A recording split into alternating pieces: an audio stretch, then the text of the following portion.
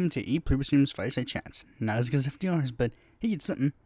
Now this episode, we're of course going to be talking about some pretty interesting things that have been happening.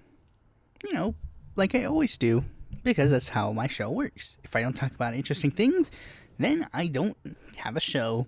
I forgot about that when I did the 4th episode, but hey, I still did it. I was originally gonna wait until, we got closer to the actual things for the 2021 elections, but, I'm like, I'll do it now, so that you have at least some understanding of what's gonna be going on in the future. With all that out of the way, let's get right into the news. First, we're gonna be talking about a country nobody cares about. Myanmar. This is a thing that I didn't really see a lot of people talk about, but I think it's worth mentioning. Myanmar literally just had a military coup. No, I'm not even kidding. They have had a literal military coup just happen, and yet I'm not seeing a lot of people talk about it. Mostly because, again, who cares about Myanmar? But this is something that is worth noting. Okay, so let me give a brief history of at least recent up to Myanmar, world. There's really only 4 times of Myanmar's, 5 technically, places of their, history that we need to go to. First, their independence from the British in 1948. After they got their independence from the Britain, they were like, yeah, let's go full on in our own governmental direction, which they did. And one of their first electoral wins was a prime minister by the name of U Nu, who was the leader of a political alliance called the Anti-Fascist People's Freedom League, which was an anti-fascist Burmese nationalist democratic socialist political party. He ruled what was essentially Burma it was Burma originally, but then in 1962 there was a military coup that decided to take it was a individual by the name of Ne Win who decided that he was going to take over, Burma and essentially become their new leader. What he instead became was a socialist dictator. And I might say, what do I mean by socialist dictator? I know there are going to be people in the comments who are more socialist and they're like, you can't be a socialist dictator. You know what I mean? I'm talking about someone like Stalin. I'm talking about Stalin. Or there was this one Asian guy you know what I mean? This guy became an authoritarian socialist in name only, Sino. I guess if you want to be like that and be like, oh, he wasn't really a socialist, fine. And I mean, you'll have even some credence when I get into, a little bit later in Burmese and Myanmar history. In 1988-89, there were people who were getting mad because the military ruled, from 1968 to 1988. That's a long time. And they were getting sick and tired of pro-democracy individuals were like, we want change.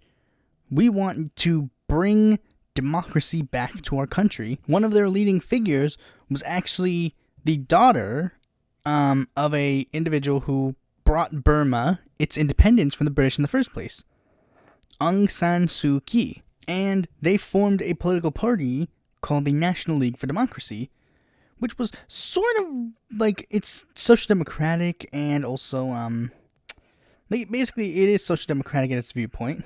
It's sort of the good socialist as opposed to the supposed socialism of the military government. Now, the reason I'm saying supposed socialism of the government is not only because, to make the socialists, more hardcore socialists in my audience be less mad, but also because as the years went on, the military government, they sort of stopped trying to adhere to socialism as its main philosophy, steadily shifting further and further to the right. Eventually, the League for Democracy was able to amass enough of a voting base that it won the 1990 elections. However, the military just simply did not recognize them. However, by 2011, things had gotten to the point where finally it was time for change, and Myanmar was sort of restored to a democracy. I say sort of because the military still sort of had power, but now they held elections, so people sort of have a say. And then that was when, and then they also decided to release the aforementioned woman from prison because they locked her up for trying to, bring democracy. But now all of a sudden they want to bring democracy, so they let her out of jail. Then they waited. The League for Democracy waited. They ran candidates. And they slowly but steadily made their way to the top. To the point in 2015, they won. They actually managed to win enough seats in Parliament to overtake the military's, sort of party. And then in the 2020 elections, they recertified their elections. They held another election, and they won. However, you see, that didn't bode so well. You see, because the military, they didn't want to, recognize the socialists winning again. They wanted to be in power again. By 2020, democracy had risen to the point where there really wasn't any point. But then the military decided that they were going to take back power for, just because they wanted it. Because that's ultimately what's going to happen. Military men will try to seek power however they can. This is a fear that is instilled in everybody's mind, especially from a left-winger. Because left-wingers, historically, they are noticeable targets by military coups. Roosevelt was fearful out of his mind that Douglas MacArthur would initiate some sort of coup against him, and then the U.S. would fall into a fascist regime. He also feared that Huey Long would do that, but he was fearful that it was going to happen, and it almost did. But yeah, Myanmar, they just got a military coup, and I don't know how many people are really going to talk about this. It depends on how well the military's government got aligned. No, this is actually one fearful part that I neglected to mention because I was dumb. The first thing that they did when they got in there was immediately dissolve the parliament. That was the first thing they did. We'll have to wait and see how things go for Myanmar. Hopefully their democracy movement doesn't die with this. Okay, the next story is coming from something that is going to be interesting for 2024. A progressive PAC is going to kickstart a challenge to Joe Manchin and Kyrsten Sinema. The co-founders of the No Excuses PAC, Saikat Chakrabarti, Corbin Trent, and Zach Exley, former aides to AOC and people who have worked with Justice Democrats and such, they are going to be trying to initiate primary challenges against Joe Manchin and Kyrsten Sinema because these guys are not committing to, enacting Democrat legislation. These guys are saying, we don't want to end the filibuster. We don't want to do this, this, and this. And they're pretty much indicating that they're going to be the Suzanne Collins and Lisa Murkowski's, but for the other side. And that has made people go, yeah, we should probably get rid of these two. Now, I remember there were people who were saying, we need to elect Kyrsten Sinema. Sinema will be the savior. And now Kyrsten Sinema is literally being one of the ones saying, yeah, these progressive things you want to do, I kind of want to kneecap them. I thought they would just be hilarious. I thought it'd be fun to do. Cinema stinks. I don't care what anybody says, oh, my bi queen. I don't care. Kyrsten Sinema stinks. I don't like her. I never liked her. Mark Kelly might also face similar things because Mark Kelly is also one of those ones that's I'm running as this moderate conservative Democrat. But seriously, I don't care about Sinema or Kelly or any of these guys because they stink. Sinema stinks, and there would be no problem, in my opinion, if she got replaced with a Republican. I know, I get it. There are some issues definitely where you would want her to be there. LGBTQ issues. I get it. I understand. and you completely understand. But I would prefer someone who's for those issues, and also not for literally nixing anything that would actually accomplish them.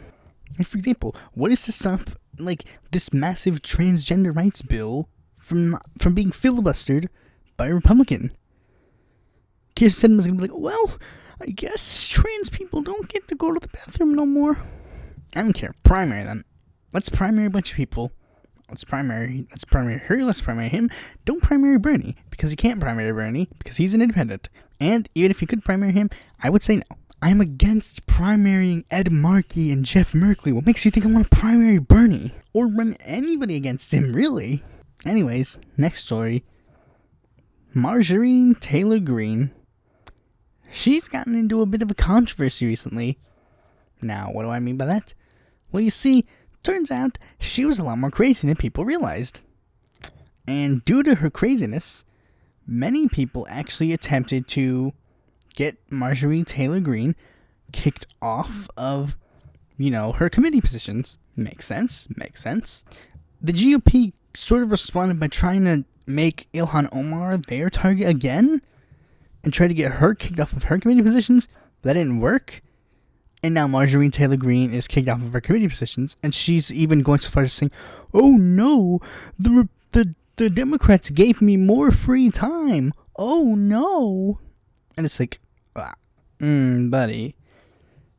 She's just insane, really. No one cares. I mean, everybody cares because it's highly sensationalized. But I really do not care about Marjorie Taylor Greene. She's a crazy right-wing nutjob. Yeah, I've seen a million of those in my time. The only difference between her and other right-wing nutjobs is that this one actually got elected to Congress. Oh wait, there still isn't a difference. But honestly, there's not much to say, really. Marjorie Taylor Greene got kicked off of her committees. She's a nutjob. Okay, moving on. This is an interesting story that I felt that would be interesting to cover. Okay, so there is a decent number of flat going on between Greta Thunberg and Rihanna and, a lot of other things. Basically, here's what's going on. In India, there's a mass farmers protest. We've covered this in a previous episode. A bunch of farmers got mad at certain laws that were being put in place. Laws that would restrict their rights to, have proper regulations in regards to, how they can trade and such. But basically, it's being supported by the left in India, and the right wing of India is getting mad at it. And by extension, everybody in India is getting mad at it, because a lot of the people in India, they have this cult of personality surrounding Modi. So a couple of celebrities were tweeting about this, support the farmers' protests, using explicit hashtags. But then Greta Thunberg, she got in trouble because she posted a toolkit that explained, the situation and, how can you help? Here's some hashtags you can use. Here are some tweet, examples you can do. And it gave, tweet examples where you'd be at influencer, why aren't you talking about the farmers' protest? And you'd be make sure to tag Rahul Gandhi, the leader of the opposition. Make sure to tag Modi, his official Twitter account, so that people know where the anger is leading. And basically, people are getting mad about this. For some reason, people were getting mad at this. Now, here's the thing. Here are the people that were getting mad about this. Modi stans. This is true. Modi stans were the ones getting mad about this. And they're literally going don't mess with India, Greta. And they were trying to get this hashtag Greta Thunberg exposed trending, which it did. But it also trended alongside farmers' protests, so did you necessarily help your cause? Not, and especially considering, here's something that interesting that happened. To jump on the trend, Steven Crowder apparently posted a poll where he was suggesting Halloween costumes, and one of the costumes he suggested was a slutty Greta Thunberg. Now, many people got a bit iffy at this, But then there was a little debate about that as well. Because here's the thing, people saying, Greta Thunberg's underage. And then she's like, well, no, she's not underage. She's 18. She's 18. No need to worry about it. But it's like, buddy, Greta doesn't look 18. Like, I mean, if I'm gonna be honest, Greta looks 12 to me. There's nothing about her that, like, should even remotely make people think that. Not to mention that it's kind of just inherently a bit misogynistic to be like, this big political figure shows up on the scene. Time to slaughter up. But basically, I'm not understanding. I don't get it. Personally, 12-year-old looking girls, I don't get attracted. Hell, when I was in high school, I wouldn't even dare try, like, forming relationships with girls that were, like, half my size. Like, I mean, and this is a tangent, but, like, when I was in high school, there were people that were literally, like, seniors, and they were dating, like, girls that looked 5, not even 5, you know what I mean? Like, they looked young, and they were, like, 6 feet tall, and it's like, why does this attract you? Why are you attracted to this? This is very suspect, police. But to bring it back to the actual point, like, people were using this as, like, Greta being exposed. Like, this is her. She accidentally tweeted her talking points. The things that she was, like, she doesn't actually say what she means because there's this narrative that there's no possible way that a girl as young as Greta Thunberg could actually legitimately care about the issues presented to her. Like, there's no potential way that this is even remotely the case. The same thing, this is the same accusations that are levied against the people who made March for Our Lives. Like, there's no potential way that any individual who is their age would legitimately care about these issues. These guys are clearly being fed talking points by insert person name here. It's George Soros, whoever. And this effectively shows how little people actually care and know about organizing. Because I'm in DM groups. I know how this works. I know that if you want to get an explicit thing trending, that's exactly what you do. I've literally gotten the exact same message, but for different things. They'd be like, hey guys, I want you guys to get this specific thing trending, hashtag, whatever. It would be useful if you could tag this organization page.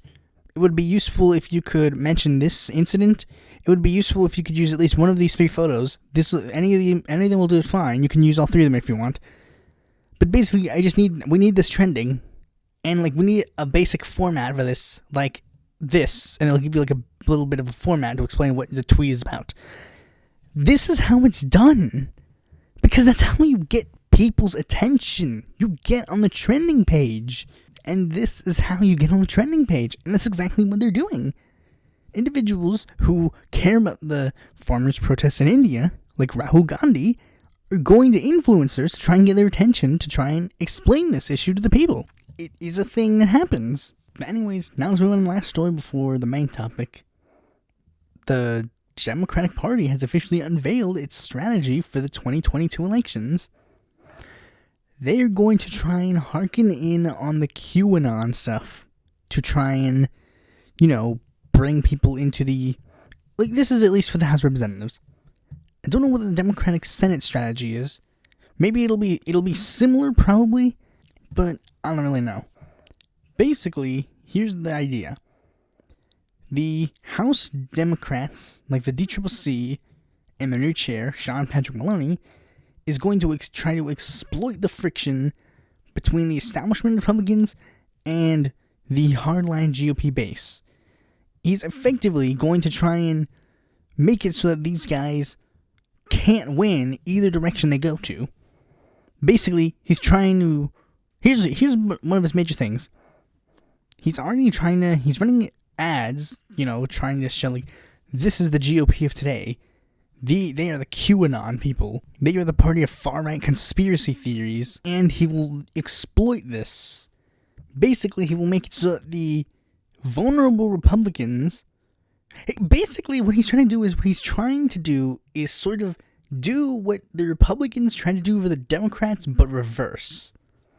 Like, people are like, oh, the Democrats, the whole defund the police thing that apparently, like, supposedly drove people away into the Republicans' arms. So basically, he's trying to do that in reverse. He's like, hey, these are the QAnon people. These people are either going to stand with QAnon or they're against QAnon. So either way, he's going to try and turn certain voters away from the GOP. So let's say there are two people in a GOP district. One is a huge hardcore QAnoner, and one is like the Mitt Romney type Republican. He'll run ads basically saying, hey, your incumbent Republican representative stands with QAnon. So then both of these people will go to their representative and be like, yo, hey, bro, what about this? Is this ad true? And the representative, the incumbent Republican representative, will be forced to say yes, no. Where does he stand? And either way, he will turn off one of the Republican voters' base. He will either turn away that moderate Republican. He'll be like, actually, yeah, I do stand with President Trump, and that moderate Republican will be like, sorry, bro, you're on your own, and he'll leave. Or he'll say, I don't stand with President Donald Trump. I think that Donald Trump is an insane man, and that QAnoner will go away. So either way, the Republican might lose base, and he's even already started airing TV ads in some vulnerable seats. Representatives Mike Garcia, Young Kim, Michelle Steele, Marie Elvira Salazar, Don Bacon, Brian Fitzpatrick, and Beth Van Duyn. And he's even stated that there's actually been a lot of people who've called him up and basically said, hey, I'm interested in running against Fitzpatrick. I'm interested in running against Garcia, Bacon, Zeldin, Katko, Boebert. Some of these individuals, like this list of targets are actually very interesting. Some of these individuals are the ones that actually, voted for impeaching Donald Trump. And some of these people are, like Lauren Boebert. She's the, one of the two QAnon people in Congress. So yeah, they're facing challenges across the board. And he's basically saying this is a good way to recruit people to run. Now you might say this might be interesting. However, I do have one major gripe with it. This one thing almost makes it it's just so cringe. Now before I say it, this might seem weird at first, but maybe I'll explain it in a good way, maybe I won't. But basically, the way they are explaining this to people is that they're saying the GOP can either be the party of QAnon or they can be the party of college-educated voters. They cannot do both. Now, this is not to imply, QAnoners are college-educated, because they're not. But if me saying that the Republican Party is full of uneducated idiots, that's just some random Joe Schmo. But this is an individual trying to, run a huge political movement, and I don't know, it just seems kind of cringe to me, really. It just seems a bit off-putting, the way he words it, especially considering, he's trying to say, college-educated people are better than people who are not college-educated. And that's lame. That's sort of just dickish, really. But yeah, now that we got all that out of the way, boring, lame, let's move on to the main topic of this video. Mexico. Oh boy. Mexico is a country that is to our south, that is very prominent with its socialist leanings throughout its history. I've talked about them pretty much very extensively in a series all on its own on my YouTube channel. They have been well known for their history with leftism and neoliberalism, and that's pretty much the two leading ideologies of Mexico, really. Basically, where we last left off the story, Mexico had 70 plus years of uninterrupted neoliberal rule. And then in 2018, a candidate that was hearkening to the past of Benito Juarez and Lázaro Cárdenas came riding in on shining armor, took the presidency, and that's where we are today. in Mexico, there is one 6-year term. For presidents, it's just one and done. 1 6-year term. And in between the terms, the midterms happen, governor elections, the Chamber of Deputies. And basically, this election cycle is going to be sort of a referendum on AMLO's presidency, to the point where AMLO literally wanted a referendum on his presidency in the midterms. I mean, that didn't end up happening, but, it might happen in 2022. Potentially. I don't know where that's going, but we're getting sidetracked. What's going to happen this year is that we're going to be electing, well, not we, but Mexico will be electing, certain governorships and all of their deputies, 15 governors, 500 deputies, and it all revolves around how AMLO has been doing his presidency so far. And how has he been doing so far? Honestly, he's been doing fine. This is one thing I need to preface. Can he do better? Absolutely. He absolutely 100% could be doing better. I know I just did a list of the ranking of Mexican presidents. Honestly, he will not be getting, I don't know how much the list will remain the same after AMLO is done, but I do know one thing for 100% certainty. Cardenas is still going to be number 1. But AMLO, he's been doing fine, for the most part, really good. He's sort of similar to Bernie in certain regards. Some of the things that he could be doing, he technically should, he could be doing things in a certain way. Technically, he couldn't be just enacting big legislation, pointing fingers and saying, do this, do this, do this. But he doesn't want to, because that will, of course, 100% be construed against him. He will use, it will be used to make him seem like more of a Maduro, or more of a Fidel, or more of a whatever other Latin leftist. He already faces those issues now, and he doesn't want those issues to be spread further. He doesn't want people to keep insinuating that he is the next evil socialist dictator. He doesn't want people to think that. And he's already been facing this kind of media bias, these media smears. The media has been doing, I've been calling this out for a while. The media's been doing exactly what they've been doing to Nicolas Maduro, to AMLO. They've compared him to Jair Bolsonaro. There were videos that were coming out, when AMLO and Bolsonaro were elected, saying, Latin America has just elected 2 Latin American strongmen, AMLO and Jair Bolsonaro. Now, while Jair Bolsonaro appears to the right, and AMLO appears to the left, these people have very similar qualities. It's yeah, fascist, social democrat, pretty much the same thing, really. And there's this article where it's Donald Trump's allegiance to right-wing leaders across the world, and they put AMLO there.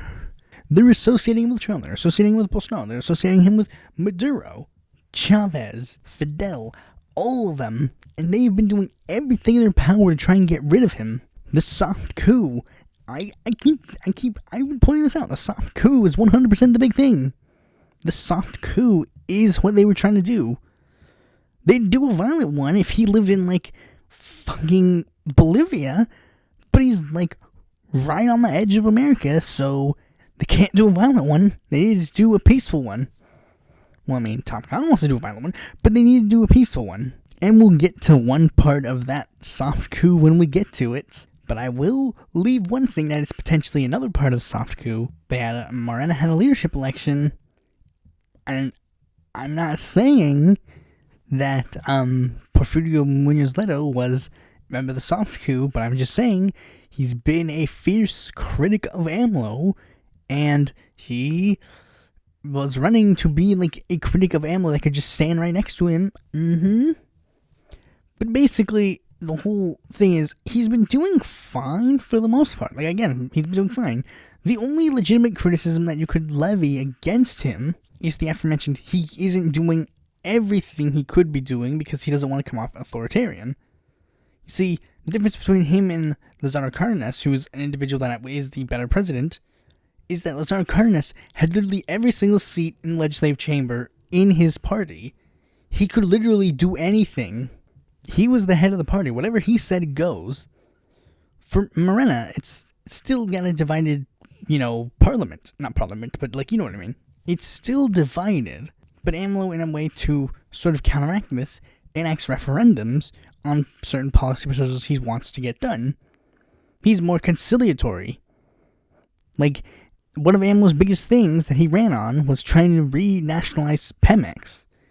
And he still hasn't done it yet, because I assume A, he wants a bigger chunk of the pie to, enact this reform, and B, because he wants to give it a chance. Basically, when it happened, because, it made headlines, AMLO made a dark path in regards to his energy industry, when he suggests renationalizing the energy industry, a thing that Mexico overwhelmingly approves of. They literally, he literally is okay, tell you what, if you can prove to me that the privatization actually, the benefits outweigh the negatives, then we can keep doing it. But in the way it's looking, it seems that it's leading to literally just rising gas prices and people dying. So yeah, I'm not really seeing the benefits. But his critics have remained steadfast that he's an authoritarian, he's evil, he's bad. They won't explain why, but he's evil and bad and they need to get rid of him. And that's where the part of the soft coup happens. You see, now, I know Gray Zone isn't exactly the most reputable source, given certain of the leanings of the certain hosts, but one of the things they said 100% came true. They said point blankly they had documents that AMLO revealed. Well, I guess this is why the Gray Zone actually did well, is because they had a direct source. AMLO revealed articles that were basically showing that there was this conciliatory effort to undermine his presidency in Western media. Wealthy donors would fund people to say AMLO's a bad president, he's authoritarian, evil socialist, blah blah blah. And then the parties, the opposition parties, would run this massive anti-AMLO coalition to combat AMLO's party in the midterms and try to give him an electoral wipeout. Well, lo and behold, turns out that is exactly what's happening right now. I guess it's time for us to get into the nitty-gritty of this. So, in Mexico's their political system is very similar to ours. They have a, 2 legislative chambers and 1 presidency. Okay, pretty similar to ours. First past the post. The only difference is they have some proportional representation. Basically, they have 500 federal deputies, and a certain number of them are proportional, and the rest are first past the post. Given these electoral reforms, Mexico has a wider cavalcade of parties to choose from. In the 2021 midterms, there are actually going to be 10 political parties that Mexico, the entire country of Mexico, will have a chance of voting for. That's not including, smaller state-only parties, because those actually exist as well. An example I'm going to give is the New Alliance Party. That party was formally dissociated and ruined in 2018, but many state affiliates of that party are sticking around, similar to the Reform Party. The Reform Party, their national endeavors were pretty much donezo after 2000, but their state affiliates mostly kept the party alive. But in Mexico, nationwide, there are going to be 10 parties that are going to be on the ballot. Now, okay, that doesn't necessarily mean jack, because there's going to be coalitions in the elections. 3 parties are in one coalition, 3 parties are in another coalition, and the remaining 4 are not going to be in coalitions. Okay, so first let's go over the ones that are not going to be in coalitions. But to be specific, the 3 new political parties that have sprouted up. There is Progressive Social Networks. It's a political party that is that it was formed to basically be a sort of AMLO supporting party. The thing is, this party claims to be we're the true people who can bring the 4th transformation to Mexico. And yet they're going to be running candidates against AMLO because, apparently it's because these parties, they can't form, they can't form coalitions. It's weird because they're going to be represented by this weird red color, I think, which is sort of weird because it's like also very similar to two other political parties' colors, which might give the indication that this party is not going to be that well intentioned. I don't think this party is well intentioned, really. Another party that is very similar to this is Force for Mexico. Force for Mexico is going to be, it's a political party that is basically sprouted from New Alliance dissidents who then left to join Morena and then are now leaving to go form their own political party. It's weird. It's really weird. I don't trust them either, really. Like, if you're running as like, oh, we're super pro AMLO, and then you're running candidates against AMLO, like, not even giving like some sort of like tepid, like, oh, we support AMLO. Like, at the very least, run in districts, because like they're running against like districts that the Morena can win easily, and it's like very suspect, really. One minor party that is very clear in its alliances is the Solidarity Encounter Party. Now, for those who don't know, the Solidarity Encounter Party is a political party that is basically a social encounter party. Like I mean, I talked about them in my 2018 Mexican presidential election video. But for those who don't know, the Social Encounter Party is a very conservative, Christian conservative political party that formed an alliance with AMLO in the last presidential election so that they could have a ballot line for the, remaining elections. But it didn't really pan out the way they wanted to, because that party died in the water as well. I mean, to be fair, they're doing better than certain other parties. The New Alliance Party, they got jack shit, really. Meanwhile, the Social Encounter Party, they still technically have a governor, but that governor was sort of formed like as an alliance with Morena, so he's technically kind of counted as a Morena governor now, even though PES is still like his primary party affiliation. And I don't necessarily know that how Solidarity Encounter Party really fits, because these two parties are technically they're made from like pretty much the exact same group of people, and yet they are different. Like, they're considered different political parties, but they're pretty much made from like literally the same cloth, same founder, same support base. Hell, I think some of the same candidates are running. Though, interestingly enough, I find this really interesting. Mexico, apparently their candidates are a lot more amorphous with their party affiliations. Like, there'll be people who are literally like, oh yeah, I ran with Morena, now I'm gonna run with the Solidarity Encounter Party. There are people that are like, yeah, I'm part of the Citizens Movement, now I'm gonna run as a National Action Party person. And there are gonna be people that are like, yeah, I kinda wanna run as a Morena person, PT. And look, they'll switch their party affiliations on a fly. It's really interesting. It's really weird. Maybe it's because, I guess to a degree, the parties do agree on a lot of certain things.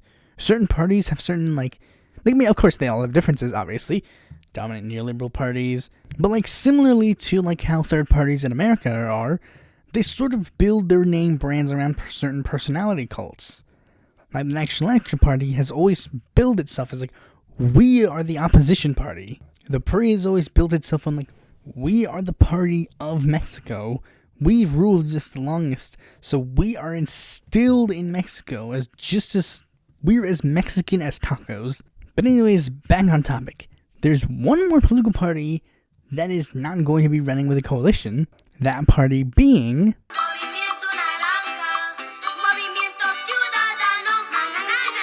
I had to play that clip. That was a memeable moment in Mexico. I should have put that in the Mexican presidential election videos, but I was afraid of copyright strikes, but I don't care.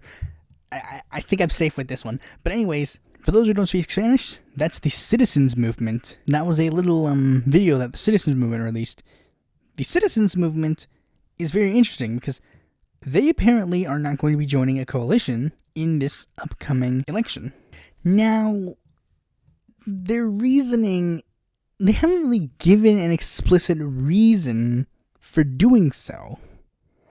But I think the reason is very simple. And it could technically be classified as two reasons, but it's technically sort of one. Basically, the Citizens Movement is waiting to see what happens. I'm going to use a comparison. Have you ever seen Avatar: The Last Airbender? You can't answer this question, but if you have, good. But if you haven't, this is a terrible explanation and I'm spoiling the show for you.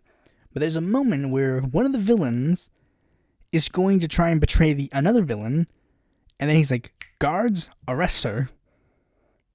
What are you doing? Why aren't you moving?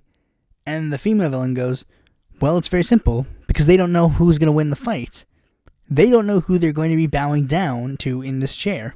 And that's what the citizens movement is going to do.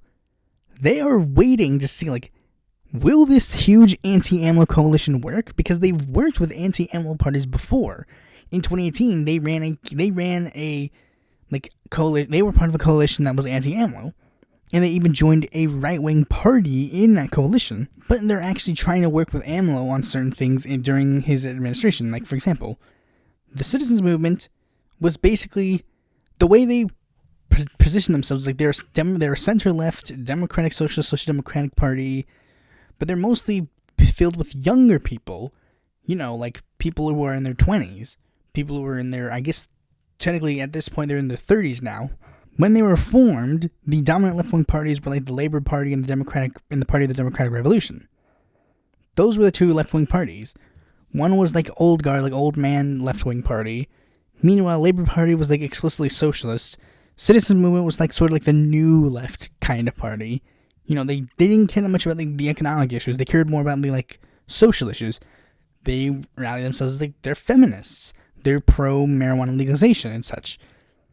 Basically, that's what their goal is. And they're trying to work with AMLO on certain things of this coalition. Because I've seen like some articles basically saying like, Citizens Movement guy praises AMLO for his drug laws. And basically that's what they're going to do. They're waiting. If AMLO comes out victorious, they will support him in the next thing. Then if the other coalition comes out winning, or at the very least comes out actually being strong enough to give AMLO a fighting chance, like a fighting loss, like I don't know, like if it comes to the point where he's like has a slim majority at the very least, then maybe they'll consider joining with this huge anti-AMLO coalition. But at this point, they're just waiting right now. They're testing the waters, waiting to see how the dominoes fall, which is ironic because Mexicans don't play with dominoes that way. Okay, so now on to the actual coalitions. There are, of course, two coalitions, each comprising of 3 parties. The first coalition is a coalition that was, like, pretty simple. A coalition that was foreseeable since the dawn of time. Together We Make History. It is the evolution of AMLO's 2018 coalition, Together We Will Make History. Since he's currently in office, he changed that to Together We Make History. You know, it was sort of like what the... I mean, I shouldn't be using this comparison because they're going to be using this, against me, but, like, it's sort of like how Trump was supposed to change his, like, Make America Great Again slogan into Keep America Great, because it's like you can't run on Make America Great Again when you are the one in power. And AMLO, he acknowledges that, like, he can't say we will make history because he's in power. He wants to continue that history. Now, 2/3 of the coalition has remained completely the same. Morena, obviously, and PT. The third party in that coalition is different. You see, like I said, Social Encounter Party, they don't exist anymore. Well, they technically don't. So who's the third party in their coalition? The Mexican Green Party is in their coalition. Now, you might say, well, that's interesting. The Mexican Green Party? That sounds pretty cool. I like the Green Party of America. No, they're not the same. This Green Party stinks. The Mexican Green Party is terrible, really. They're a green conservative political party. That's right off the gate. Shows you they're not that good. One of their primary things that they did was that they tried to get the death penalty brought back to Mexico. And the only reason that they're part of this coalition is very simple. In the 2000 election, Vicente Fox won easily. PVM joined up with them to form a coalition. When PRI retook the presidency, PVM joined them in the coalition. Now that Morena's in charge, they're in Morena's coalition. If another party actually ends up winning, then they'll switch the party affiliation again. So yeah, I endorse 2/3 of the coalition because, yeah, like I said, I don't trust PVM. Now the interesting thing is how the coalitions break down, on the individual state lines, Because the coalitions, they don't work exactly the way that you think they work. Like, I mean, okay, well, maybe it is. Maybe I'm just trying to over exemplify it. But, like, basically, the way the coalitions work in Mexico is sort of like fusion voting. They pick there's one person that runs, and then they get all 3 ballot lines. So basically, let's say I'm running as a candidate for the Together We Make History coalition. My name will appear on the ballot 3 times, one under Morena, one under PT, one under PVEM. And that's basically how it works. In each coalition, like in each federal deputy seat, they're choosing which candidate will be the leader of the, like, coalition. Morena currently has 66 deputy candidates lined up. PT has 44. PVEM has 41. The remaining seats have either yet to be decided, or they just decided they're not going to go in a coalition. Naturally, the leader of the coalition will want more parties, and the more loyal one will get the more loyal, like, number. Like, think about it. PT has endorsed AMLO since the dawn of time. Of course, they are going to get the second most amount of federal deputies in this coalition. The thing I find interesting is the amount of coalitions going on down the ballot, like governor's races. See, because governor's races are a bit interesting. You see, due to the fact that the gubernatorial races are, like, they're basically going to be the heads of the tickets in this election.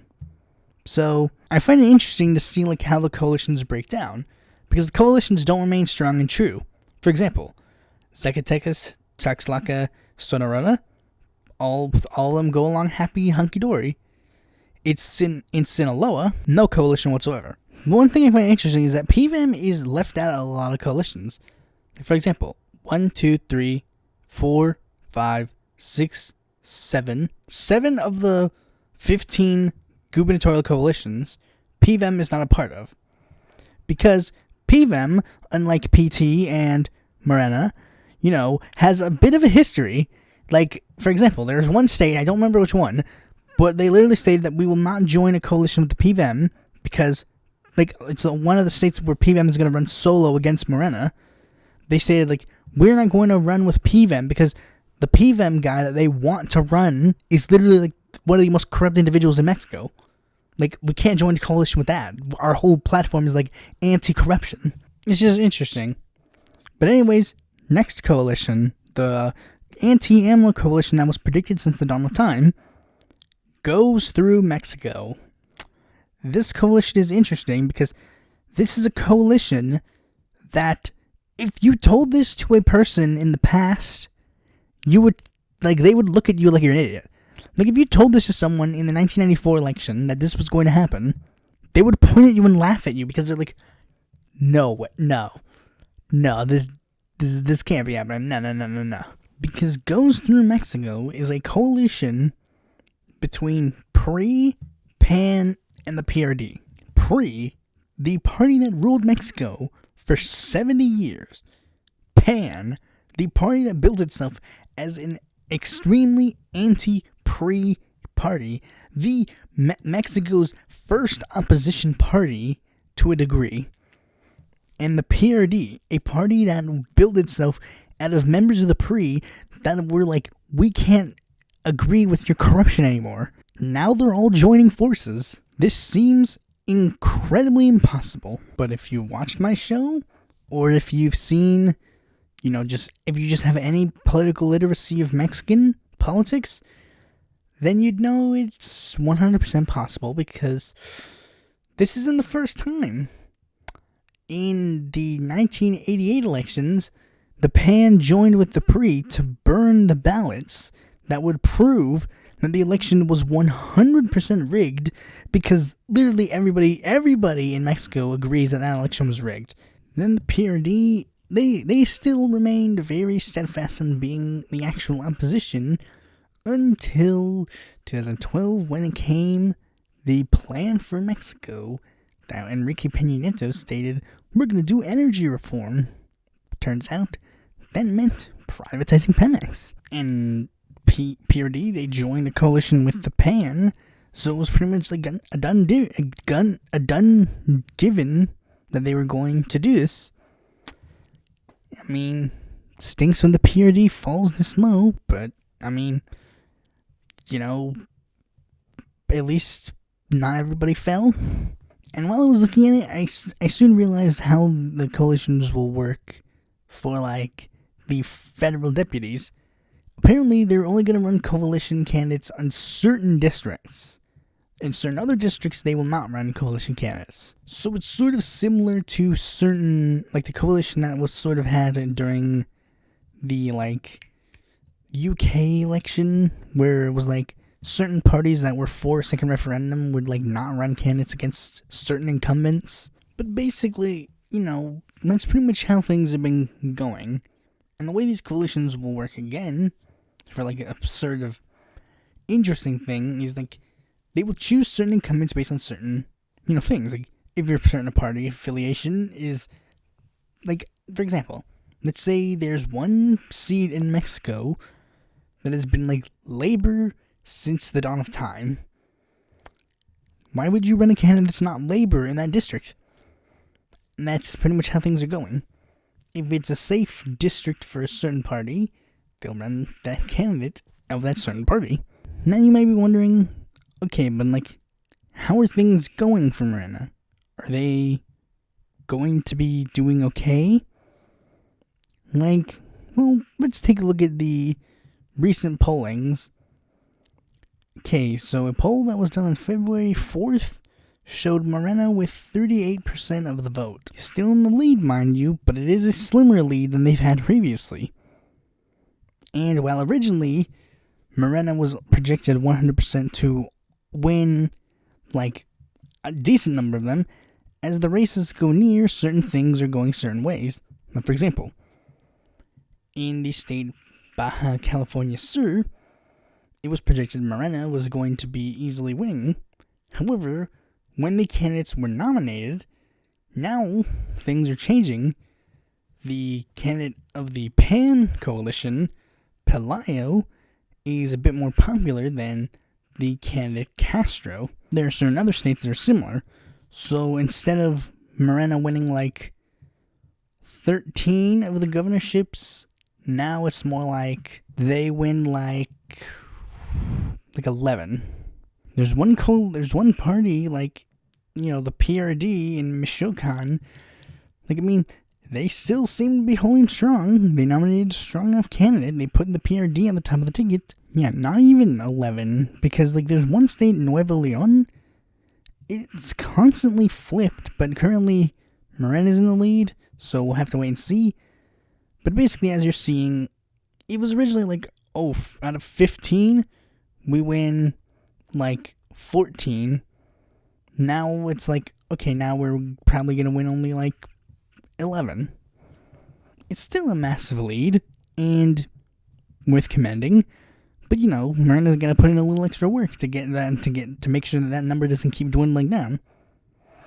So yeah, that's pretty much all I got to say on that regard. So here's to Morena potentially doing good. Thanks for watching this video. Be sure to like, comment, subscribe, and click that bell to be notified when a future video of mine comes out. And if you're interested in more content from me, you can go to my website, follow me on Twitter, join my Discord, or check out my articles on the Independent Political Report.